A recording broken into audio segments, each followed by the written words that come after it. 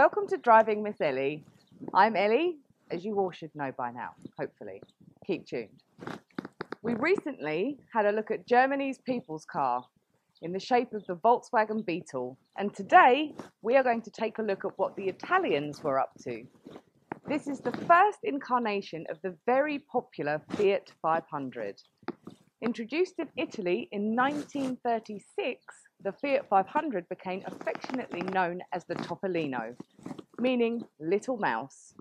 And it's also the name of Mickey Mouse in Italian. Fiat produced these cars right up until 1955, taking advantage of the post-war market for cheap, basic transport. Its water-cooled 569cc engine is mounted right at the front with the radiator behind it. This engine should produce about 13 horsepower, not a lot, but enough to make it a sprightly performer compared to Austin's 7 at the time of the Topolino's launch. Top speed is around 50 miles an hour mark and would have been quite acceptable in its day.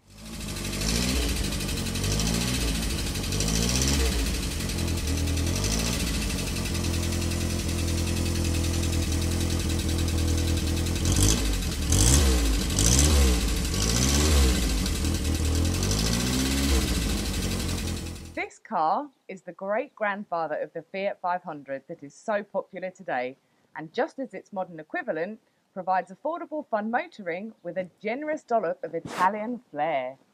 I should imagine that the fun factor of this car is added by its very nearly convertible top, and she is very similar to that of the Citroen's 2CV. In fact, I reckon Citroën may have taken some inspiration from the Topolino when designing its very own people's car a decade later. The Topolino was also available as a van or three-door estate and drives its rear wheels through a 4-speed manual transmission. This beautiful example is known as a Model A, being built in 1938. The Model B was produced just for 1948 and 1949, using the same bodywork as the A, but with a 16 horsepower engine. The Model C was built from 1949 to 1955 and featured a more modern, restyled body. Total production was around 520,000 units. I absolutely love this early form of air conditioning with these cute little flaps on the side that open out so that the air gets inside the car and cools you down. Next, I'm going to be showing you some of the inside of the car and some of the controls. The cockpit of this Topolino is super basic but super cool. We've got the classic steering wheel, a really cool gear lever, the tiniest handbrake you've ever seen. We've also got this super cute little tiny windscreen wiper. Obviously, I did have to find out what some of these dials and buttons did.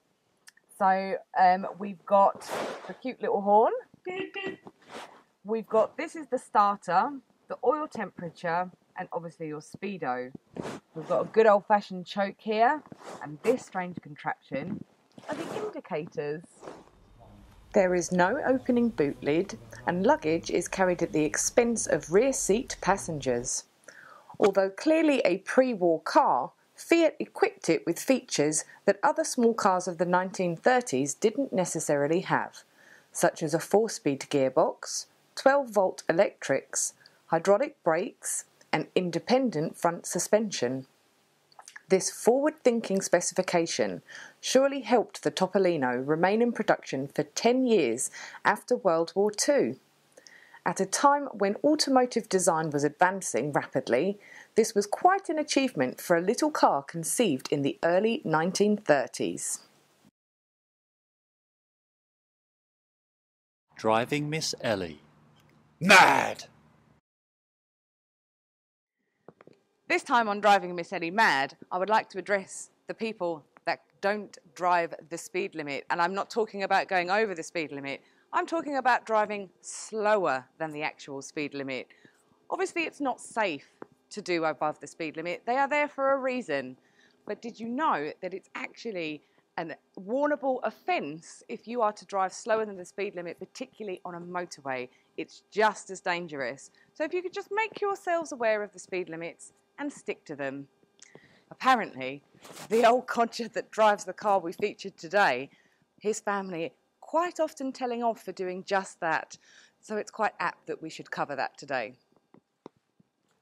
Thank you for joining us today on Driving Miss Elly. Join us next week where we're featuring an Alfa Romeo Spider. I'm really excited about this. It's a beautiful, beautiful car. Also, as always, you can find us on Instagram and Facebook. Just look up Driving Miss Elly. And of course, head over to our YouTube channel. Hit the subscribe button and the notifications and you'll never miss a video. See you next time.